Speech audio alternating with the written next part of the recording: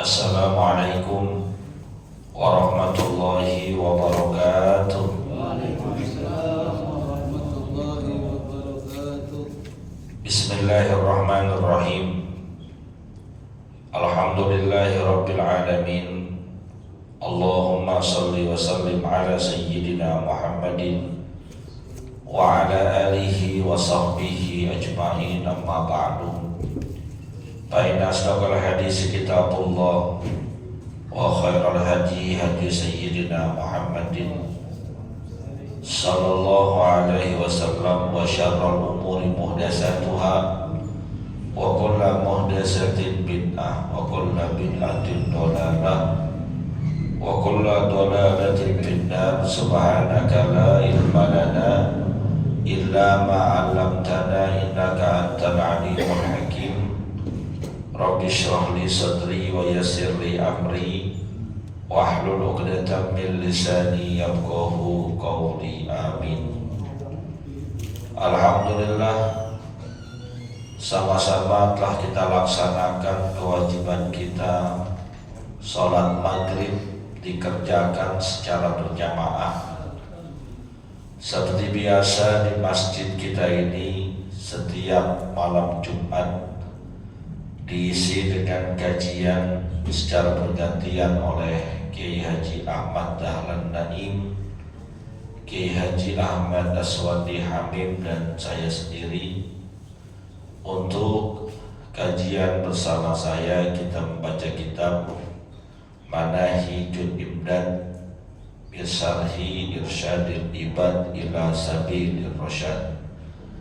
Untuk menambah keberkahan, kita awali pengajian ini dengan membaca suratul Fatihah. Kita niatkan pahalanya sampaikan kepada pengarang kitab yang kita kaji, juga kepada orang-orang yang telah berjasa mewakafkan harta dan tanahnya untuk kepentingan masjid kita ini, pada orang tua kita, kakek nenek kita, sanak famili, saudara serta guru-guru kita yang telah meninggal dunia, khususnya mereka yang pernah berjasa di masjid ini. Mudah-mudahan Allah Subhanahu wa ta'ala ampuni segala dosa dan kesalahannya. Allah terima amal ibadahnya. Allah jadikan kuburnya raudhah min riyadil jannah biniyatil qabul wa bijahir Rasul. Al-Fatihah.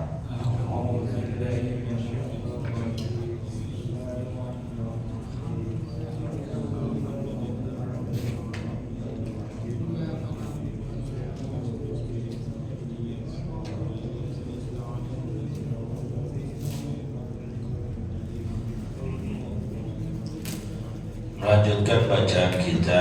Bismillahirrahmanirrahim. Qala al-muallif rahimahullahu ta'ala anhu, ajma'al ulama'u ay ittafaqu ala istihbabi dzikri wad du'ai ba'da as-salati. Fa min adz-dzikril ma'thuri ma kharrajahu Ibnu Sunni wa Abu Ya'la Anil Barra qala Rasulullah sallallahu alaihi wasallam, man istaghfarallaha dubura kulli salatin thalatha marratin faqala astaghfirullah alladzi la ilaha illa huwal hayyul qayyum wa atubu ilaihi ghufirat dhunubuhu wa in kana qad farra minaz zahbi wa yazidu bihi al-azim ba'da as-sabahi wal maghribi wallahu a'lam. Melanjutkan pembahasan kitab kita pada pembahasan mengenai zikir setelah sholat. Dikatakan oleh pengarang kitab ini bahwasanya menurut pendapat Imam Nawawi rahimahullahu ta'ala anhu, para ulama telah bersepakat akan hukumnya membaca zikir dan doa setelah sholat, yaitu setelah sholat wajib yang kita lakukan. Baik sholat wajibnya itu kita lakukan di masjid secara berjamaah maupun kita lakukan sendirian. Maka untuk itu perlu ditekankan kepada kita setelah menyelesaikan sholat kita, Assalamualaikum warahmatullahi, Assalamualaikum warahmatullahi. Jangan langsung bangkit dari tempat sholat kita lalu melanjutkan urusan kita. Karena sesungguhnya ada kesempatan untuk kita bermunajat, ngobrol, curhat, cerita kepada Allah tentang hajat keperluan kita hidup di dunia ataupun nanti kebutuhan kita di akhirat. Seakan-akan kita nggak perlu sama Allah, seakan-akan kita nggak butuh Allah, sehingga selepas sholat langsung jalan. Yang ngojek langsung melanjutkan ngojeknya, yang dagang langsung melanjutkan perdagangannya, yang kerja langsung meneruskan pekerjaannya.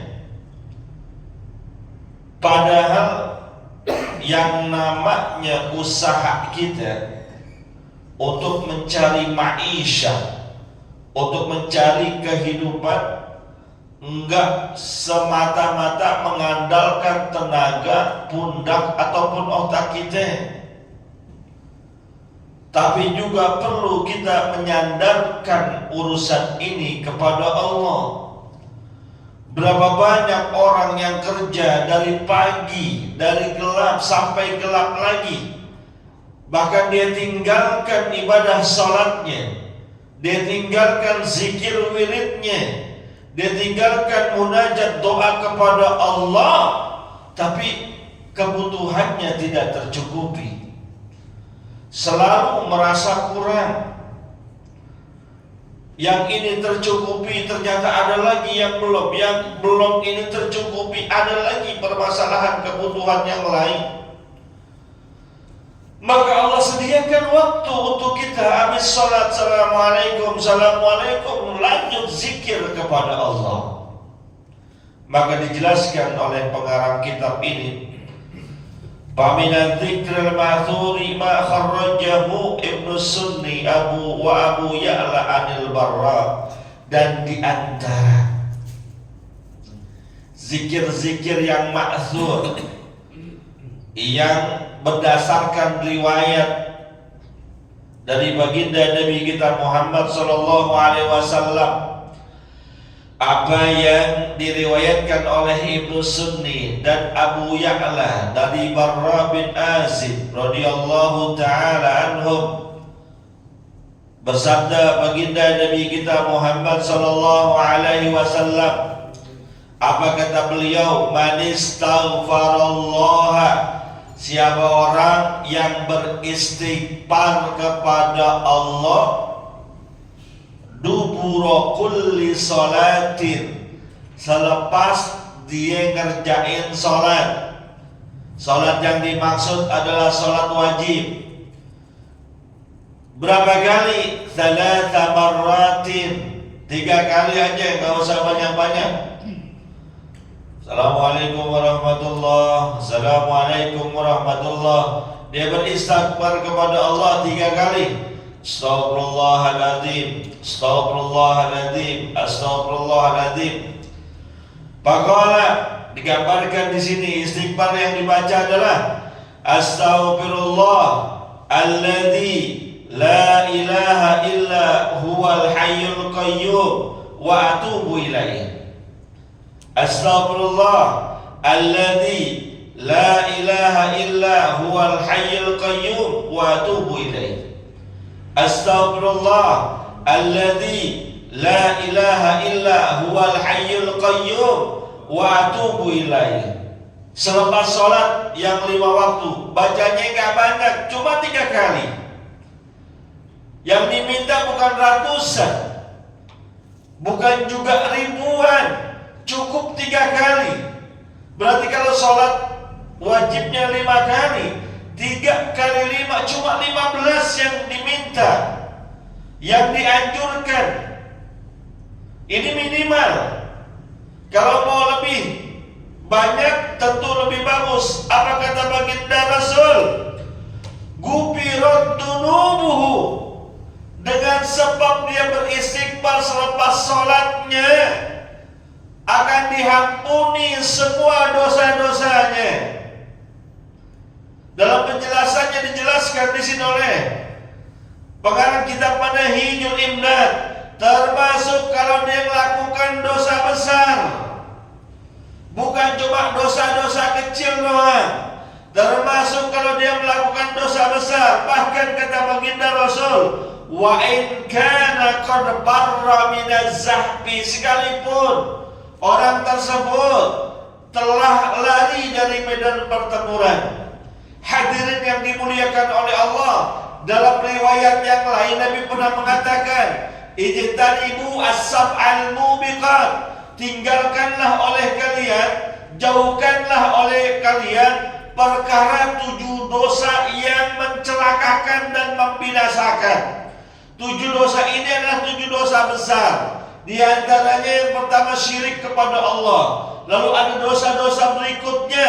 Di antara 7 itu adalah wal firru minaz zahbi, lari dari medan pertempuran. Itu dosa besar. Ketika terjadi peperangan antara kaum muslimin dengan orang kafir, mempertahankan akidah, maka pantang bagi orang Islam kabur dari peperangan ketika sudah berhadapan dengan musuh. Kalau dia kabur juga hukumnya dosa besar. Maka digambarkan oleh baginda Nabi kita Muhammad sallallahu alaihi wasallam, siapa orang yang selepas sholatnya baca istighfar 3 kali, maka dihapuskan semua dosa-dosanya, sekalipun dia telah lari dari medan pertempuran, sekalipun dia telah berbuat dosa yang besar. Jangan kata dosa yang kecil, yang besar dihapuskan oleh Allah. Emang ada dosa kecil? Emang ada dosa besar? Hakikatnya yang namanya dosa nggak ada kecil. Semua dosa adalah besar. Tapi yang dimaksudkan dosa kecil adalah dosa yang diantaranya kata ulama tidak ada ancaman langsung neraka. Satu itu. Yang kedua, yang tidak mempunyai efek mendapatkan hukuman pidana, jinayah. Itu kategorinya mungkin dosa kecil. Misalnya, walaupun kalau dosa kecil dikerjain terus-terusan, efeknya juga dosa besar. Misalnya, dosa besar itu membunuh. Besar itu dosanya.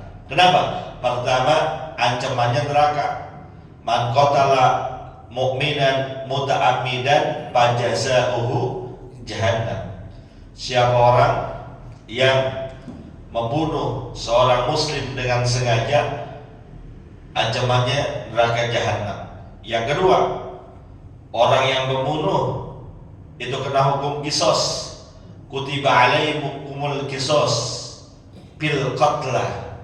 Diwajibkan bagi kalian menegakkan hukum qisas dalam proses terjadinya pembunuhan. Kalau dia membunuh, terbukti secara hukum, ada saksinya, memang dia yang membunuh, maka hukumannya buat dia adalah dibunuh juga. Jelas membunuh adalah dosa besar. Contoh. Tapi ada dosa yang mungkin dianggap kecil, yang ancamannya tidak langsung neraka, yang kalau kita kerjainnya nggak ada undang-undang pidananya. Misalnya melihat aurat yang bukan hak kita. Jalan dari rumah ke sini, sepanjang perjalanan kan banyak yang kita lihat. Yang kita lihat bukan cuma tukang-tukangan, bukan juga kendaraan motor ataupun mobil. Banyak ketemu orang. Orang ada laki, ada perempuan yang berkeliaran di jalanan. Nggak semuanya pakai jilbab. Ada yang pakai tank top, ada yang pakai rok mini, ada yang pakai baju ketat, ada yang pakai di atas lutut, ada yang di atas paha. Lalu kita ketemu, ngeliat, terus kita liatin, dosa nggak? Dosa nggak? Ya dosa. Kenapa dosa? Aurat bukan hak kita, tapi kenapa masih diliatin? Barang bagus. Ya dosa aja, mau barang bagus kayak mau barang jelek kayak dosa kan? Dosa tuh kecil, kita anggap kecil, tapi jangan terus-terusan dibiasain. Kenapa? Karena tidak ada dosa kecil kalau terus dikerjain, nggak ada dosa besar kalau kita istighfar. Kecil memang, tapi setiap jalan ketemu dilihatin terus. Setiap dagang ketemu dilihatin terus. Oh, ahlan wa sahlan. Tiap di jalanan ketemu dilihatin. Di jalanan ketemu dilihatin. Jadi banyak dosanya. Maka yang begini nih, salah satu kunci penghapusannya adalah istighfar setiap selepas sholat, minimal 3 kali. 5 kali boleh, monggo silahkan. 10 kali, monggo silahkan. 100 kali, kalau punya waktu dan kemampuan, silahkan. 3 kali yang diucapkan oleh Nabi bukan batas maksimal. Jadi mentang-mentang hadisnya cuma 3 kali, ketika ada orang mengucapkan istighfar lebih 3 kali, wah salah itu, bid'ah, Rasulullah cuma 3 kali, kenapa kita ngucapinnya 7 kali? Ucapan istighfar Rasulullah 3 kali selepas sholat itu minimal. Karena istighfarnya Rasulullah di luar itu mungkin jauh lebih banyak dari kita. Dalam riwayat kita temukan pengakuan baginda Rasulullah SAW, sesungguhnya aku beristighfar kepada Allah setiap harinya gak kurang dari 70 kali. Riwayat yang lain mengatakan, sesungguhnya dalam setiap harinya aku beristighfar kepada Allah dalam sehari semalam gak kurang dari 100 kali. Maka perbanyak istighfar. Karena istighfar yang kita ucapkan bukan hanya sekedar wiridan ataupun zikir, bukan hanya sekedar menghapuskan dosa, tapi banyak dampak positif dengan kita mengucapkan istighfar. Di antaranya ada sebuah hadis yang diriwayatkan oleh Imam Abu Dawud rahimahullahu ta'ala anhu. Kata beliau baginda Rasul, man lazimal istighfar, siapa orang yang melazimkan istighfar, mendawamkan, pokoknya dia sering-sering baca istighfar, itu namanya melazimkan. Selepas sholat dia istighfar, ada masalah dia istighfar, ada keruwetan dia istighfar, zikirnya istighfar, itu namanya melazimkan, mendawamkan, melanggengkan. Istighfar terus. Setiap ada hal-hal yang mungkin mengagetkannya, dia istighfar. Di jalanan ketemu pemandangan yang menggiurkan, merusak pikirannya, astagfirullahaladzim. Walaupun dia liatin lagi, astagfirullahaladzim. Duit hilang, astagfirullahaladzim. Yang lagi ngojek nggak narik-narik, astagfirullahaladzim. Semua istighfar. Nyampe rumah diomelin bini, astagfirullahaladzim. Istighfar aja, pokoknya istighfar. Kata baginda Rasul, orang yang melazimkan istighfar, ja'alallahu, Allah jadikan buat dia min kulli hammin farajah, dari segala yang membuat bingung, membuat khawatir, bikin ruwet pikirannya, semua jadi lapang. Yang bikin lapang Allah. Ingat nih konsep hidup kita nih. Semua orang yang hidup nggak kena masalah. Pasti kena masalah, pasti kena musibah, pasti bakal diuji. Semuanya. Jangan kita orang biasa-biasa aja. Jangan kita orang yang sholatnya setengah-setengah. Orang soleh, bahkan para nabi pun diberikan ujian dan cobaan oleh Allah. Jangan kita orang yang harta ekonominya pas-pasan. Orang kaya sekalipun akan diberikan ujian dan cobaan. Benar ya? Ada nggak di dunia ini orang yang nggak punya ujian, nggak punya cobaan? Nggak ada. Ini Pak Haji Hasan kelihatannya tenang, padahal masalahnya banyak nggak? Bisa boleh jadi banyakkan dia masalahnya daripada kita. Betul? Masalah masjid belum, masalah RW belum, masalah kerjaan belum, masalah bangunan, masalah bini, ya kan? Banyak nggak masalah? Banyak. Ya iya kelihatan, buka internet kelam soalnya. Semua orang punya masalah. Tapi kata Allah Subhanahu wa Ta'ala, masalah yang menimpa manusia nih, mau kecil mau besar, mau dahsyat bagaimanapun, semua masalah hakikatnya Allah nitipin buat dia. Yang ngasih masalah kita Allah. Ingat nih, ini konsep dasar nih. Kita punya masalah, Allah yang ngasih. Karena Allah pengen dengan masalah tersebut pribadi kita bisa lebih baik. Dengan masalah tersebut Allah pengen mungkin sabarnya kita naik, zikirnya kita naik, ibadah kita naik, munajat kita baik, semuanya naik. Nih, sengaja Allah kasih. Maka ketika dalam hadis ini Nabi kita Muhammad SAW, siapa orang yang melazimkan istighfar, dia yang punya keruwetan hidup, masalah hidup, yang bikin puyang-puyang, yang bikin kusut dia punya pikiran, yang bikin galau, aja Allah bikin lapang. Jadi dalam hidup jangan ngarepin gak ada masalah, gak bisa. Dalam hidup jangan ngarepin gak dikasih musibah, gak bisa. Semua pasti Allah kasih masalah. Semua pasti Allah kasih musibah, ujian. Saya katakan tadi, jangankan model kayak kita, Nabi yang dekat sama Allah dikasih ujian. Tapi ketika ujian itu kita kembalikan kepada Allah, lazimkan dengan istighfar, maka masalah itu Allah bikin lapang. Berat kata orang, susah kata orang. Kalau gue sih kayaknya nggak sanggup terima model urusan masalah kayak gitu, orang yang bilang. Tapi ketika kita sudah menyandarkan kepada Allah, kita istighfar dengan itu, Allah bikin enteng. Kuncian nih, Allah bikin mudah urusan kita.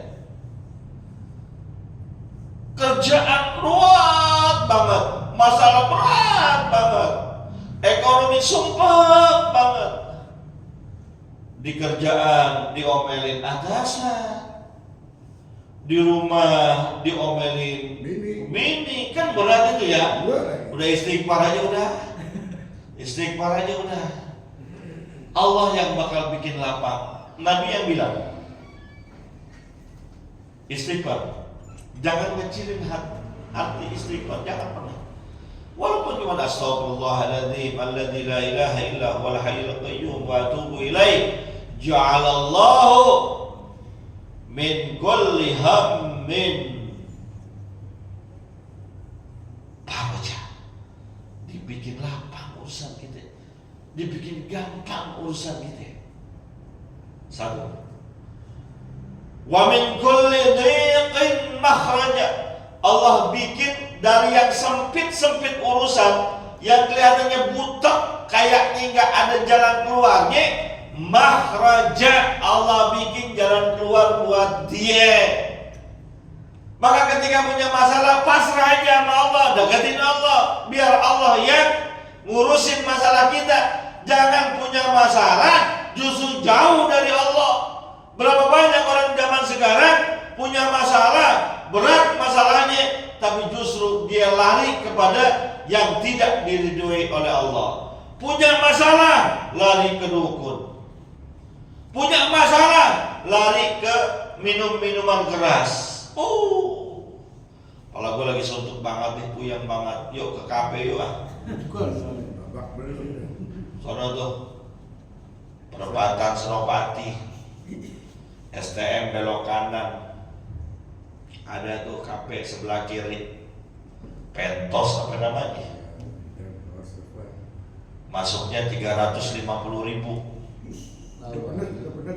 Diem aja, pakai nanya udah pernah apa belum? Gue juga katanya Aslani kali udah ya, masuk 350.000 cuma dapat minuman segelas kecil. Yang lain-lain bayar, minum mabuk di situ. Ya,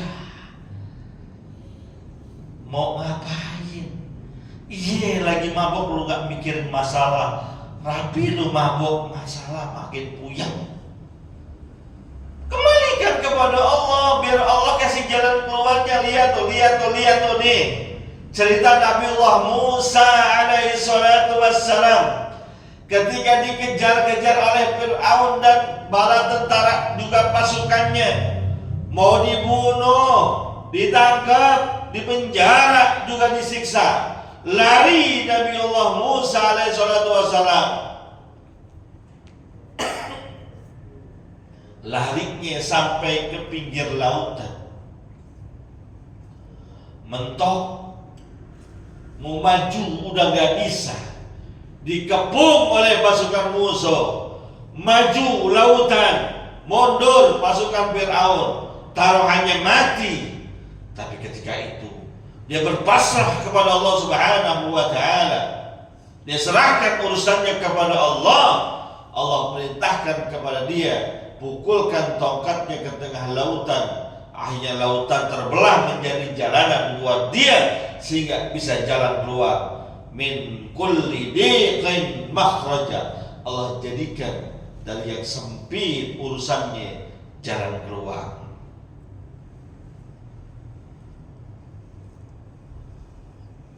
Kalau Allah udah ngomong begitu, kita masih nggak mau percaya.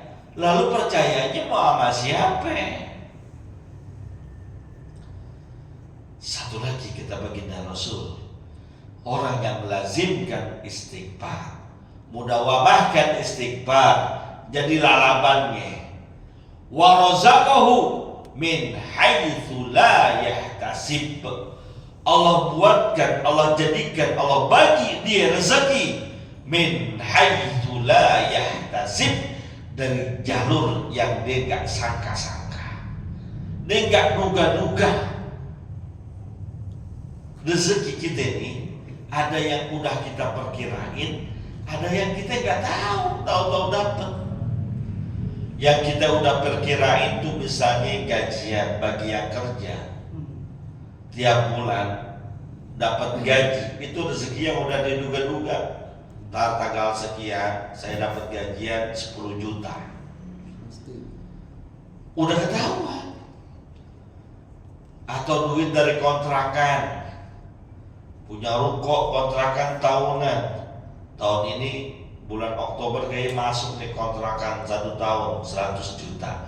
Tuh yang kita udah duga-duga, yang kita kira-kira. Tapi ada Allah siapkan rezeki buat kita min haitsu la yahtasib. Kita nggak sangka, kita nggak duga. Lagi banyak masalah, tagihan banyak, uang belum kelihatan. Tiba-tiba ada titipan-titipan amanah rezeki buat kita.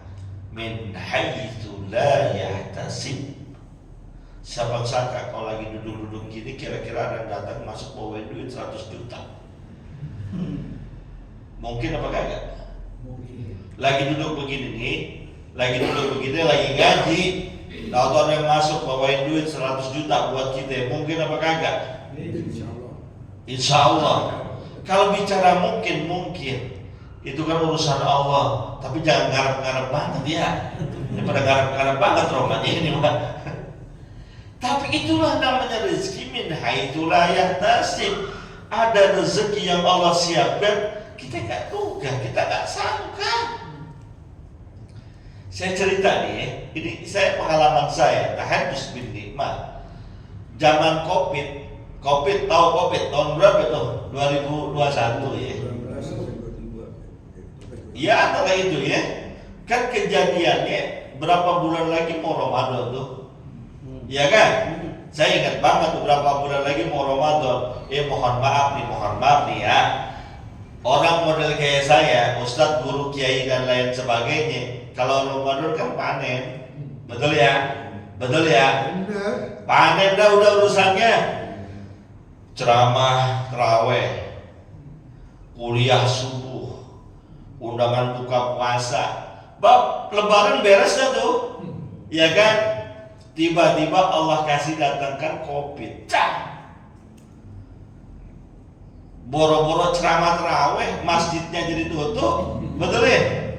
Masjid tutup. Ini masjid kita ini, saya ingat banget nih masjid kita nih. Tarawihnya habis sholat Isya dimatiin lampu, naik ke atas diem-diem. Bener gak?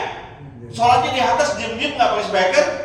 Gue kata kayak gue sholat di negara Israel ini udah. Bener diem-diem. Tapi kan ini yang nekat. Berapa banyak masjid-masjid yang gak berani tertutup, gak bikin. Berarti kan kalau gak bikin tarawih, mohon maaf, saya biasa ceramah Ramadan kan gak ada tarikan dia.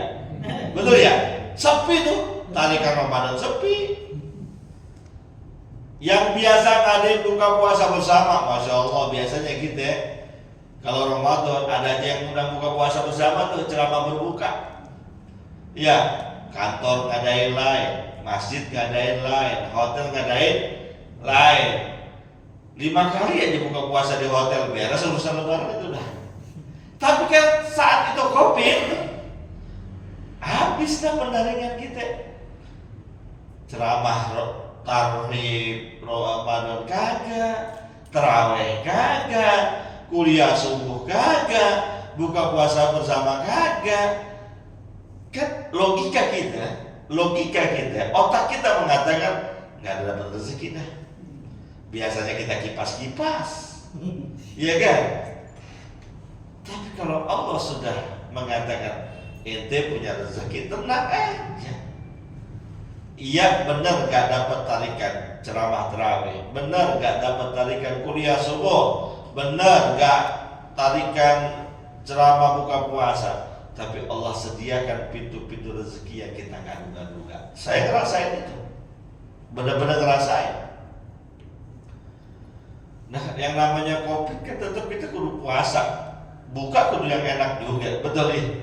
Puasa kudu yang enak juga, sahurnya. Masa iya gue makan sahur mentang-mentang dapat bantuan pemerintah, gue jangan pakai sarden mulu sama Indomie. Ya kan bantuan pemerintah isi sarden mulu sama Indomie. Sama mending namanya Indomie, namanya mie apaan tuh? Masa iya gue pakai itu terus, ternyata Allah siapkan nggak kayak gitu. Ada itu yang nelpon, Pak Ustadz, Assalamualaikum. Gimana Pak Ustadz, kabarnya baik? Alhamdulillah.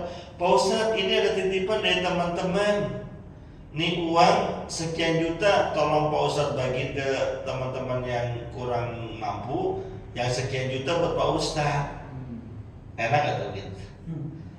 Jadi sebenarnya saya ngerasain Bahkan menjelang beberapa hari mau Ramadan, ada orang lagi nelpon saya, temen kenalan kita dari jauh, emang sebelumnya jarang bercengkerama dengan kita, cuma dia megang telepon saya megang telepon dia. 5 atau 6 hari lagi mau Lebaran, tahu-tahu dia hubungin kita, Lebaran mau nelpon kita tuh sebelum Lebaran. Pak Ustadz, masih ingat saya nggak? Alhamdulillah masih ingat. Saya ini nih arsitek yang dulu gini. Oh iya saya ingat. Pak Ustadz, mohon maaf dah. Saya boleh minta nomor rekeningnya nggak? Saya mau pura-pura bego. Emang buat apaan?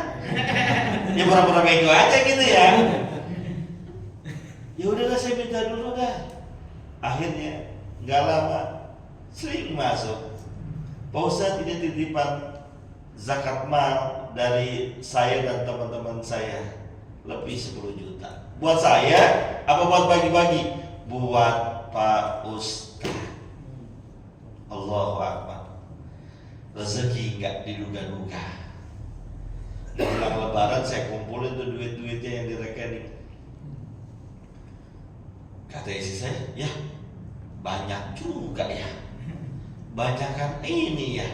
Ayah nggak ceramah, tapi banyakan ini nih dibandingkan dengan kalau ayah ceramah kemana-mana. Tuh, kalau gitu covid aja terus dah ya. Min haitsu la yahtasib. Saya ngerasain itu. Mungkin guru-guru lain, ustaz-ustaz lain juga ngerasain hal yang sama. Perkara-perkara yang kalau sudah kita pasrahkan kepada Allah, Allah yang akan ngasih jalan keluarnya buat kita. Kesumpekan rezeki kalau kita serahkan kepada Allah, Allah yang bakal ngasih rezeki buat kita min haitsu la yahtasib. Dan ternyata kekuatan istighfar ini luar biasa. Dalam surat Nuh, Allah Subhanahu wa taala firmankan, "Faqultu astaghfiru rabbakum innahu kana ghaffara yursilis samaa'a 'alaikum midrara wa yumdidkum bi amwalin wa banina wa yaj'al lakum jannatin wa yaj'al lakum anhara." Beristighfarlah kalian kepada Allah Subhanahu wa taala dengan ucapan kalimat astaghfirullahal azim alladzi la ilaha illa huwal hayyul qayyum wa atubu ilaih. Yursilis samaa'a 'alaikum midrara. Dengan istighfar itu Allah akan turunkan buat kalian hujan yang mendatangkan keberkahan, yang dengan sebab itu tumbuhan jadi tanaman, subur tanamannya, yang dengan hujan itu tanah jadi adem, jadi banyak airnya, yang dengan hujan itu bisa membuahkan pohonan-pohonan yang harusnya berbuah, jadi rezeki buat kalian. Makanya itu ada ulama yang mengatakan kalau udah lama nggak turun hujan, terus turun hujan, itu sunnah tuh mandi hujan, sunnah mandi hujan.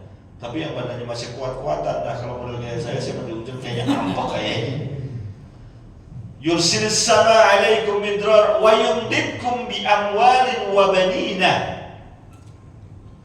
Dengan istighfar Allah akan banyakin harta ente. Dengan istighfar Allah akan banyakin keturunan ente.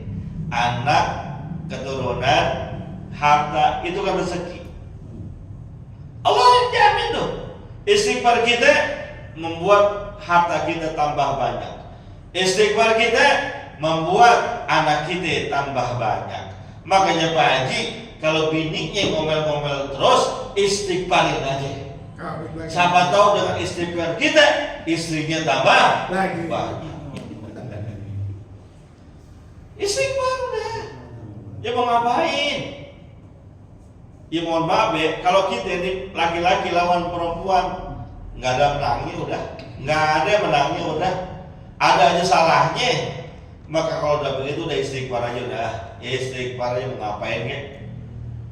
Wa yumdidkum bi amwalin wa banin. Dengan istighfar kita, harta kita Allah tambahin. Minimal Allah tambahin keberkahannya. Harta kalau udah berkah mendatangkan banyak kebaikan.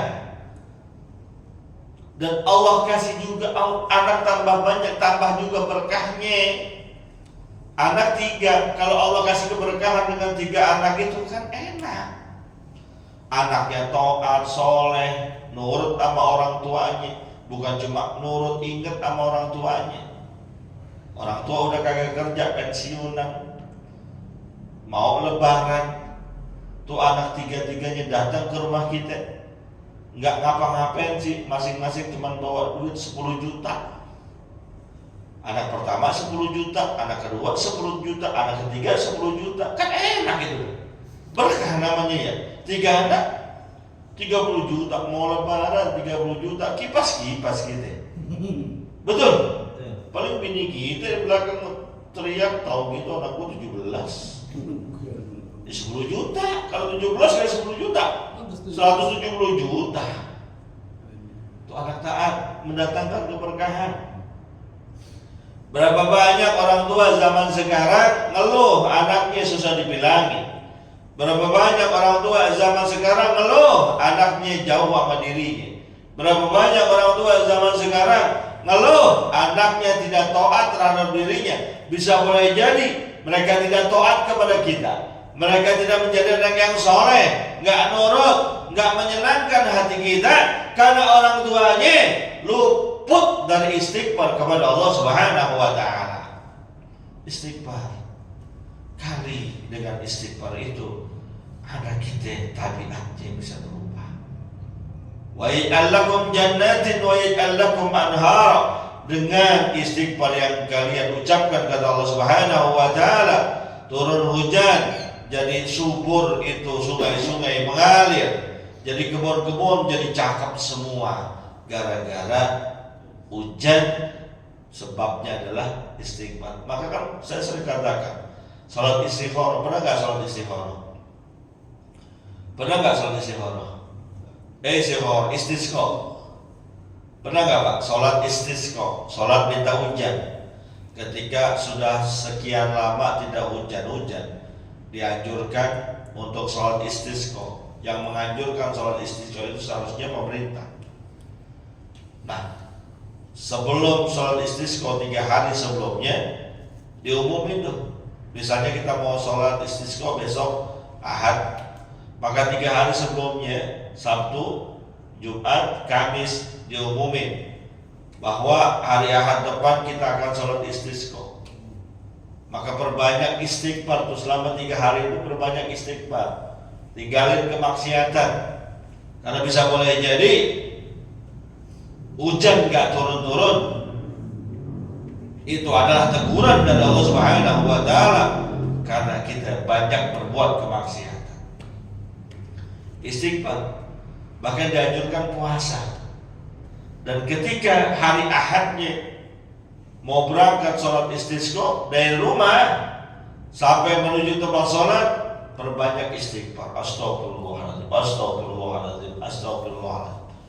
Bahkan ketika sholat istisqa hampir sama dengan sholat Aid, yang sholatnya 2 rakaat, masing-masing rakaatnya itu ada takbir sebanyak 7 kali rakaat pertama selain takbiratul ihram, 5 kali rakaat kedua selain takbir perpindahan yaitu intikal. Maka di masing-masing takbir itu, kalau sholatnya adalah sholat Aid, kita bacanya tasbih subhanallah walhamdulillah wala ilaha illallah wallahu akbar. Tapi kalau sholatnya sholat istisqa, di masing-masing takbir tadi kita ucapkan astaghfirullahaladzim alladzi la ilaha illa huwal hayyul qayyum wa atubu ilaih. Kenapa istighfar? Mengundang rahmat Allah. Kenapa istighfar? Bisa boleh jadi hujan kagak turun gara-gara kemaksiatan yang kita lakukan. Kenapa istighfar? Bisa boleh jadi Allah murka terhadap penduduk di situ. Udah isya belum? Masih lama? Berapa menit lagi? Sebelum setengah? Udah waktu? Udah. Sebelum saya lanjutin, ada yang mau nanya nggak? Nggak ada. Bagus kalau kadang nanya. Berarti paham kan ya? Intinya apa? Minimal habis sholat istighfar supaya dosa kita yang banyak, yang segede gunung, yang sebanyak buih lautan dihapuskan oleh Allah Subhanahu wa ta'ala. Wallahu a'lam bissawab. Mau ada pengumuman nggak? Nggak. Insyaallah mau. Kapan? Hah? 2 minggu lagi kita 2 minggu lagi, berarti malam Jumat depannya lagi. Tanggal berapa itu? Insya Allah ya. Sekarang kan tanggal 3, tanggal 17 Oktober. Maulid di sini, cakep. Itu pas ulang tahun saya. Bikin kebuli rada enakan masa saya. Al-Fatihah.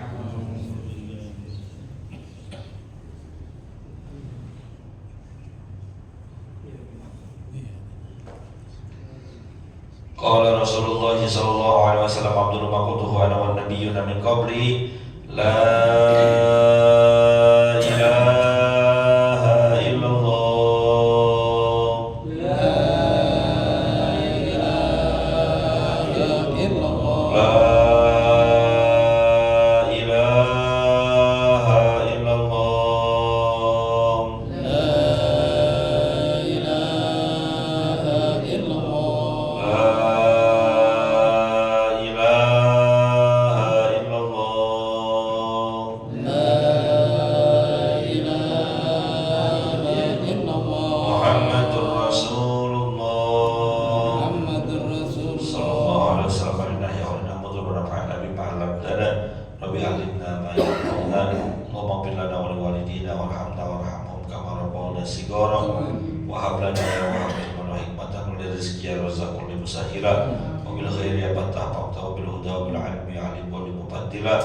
wa sallallahu ala sayyidina Muhammadin wa ala alihi wa sallam walhamdulillahirabbil alamin.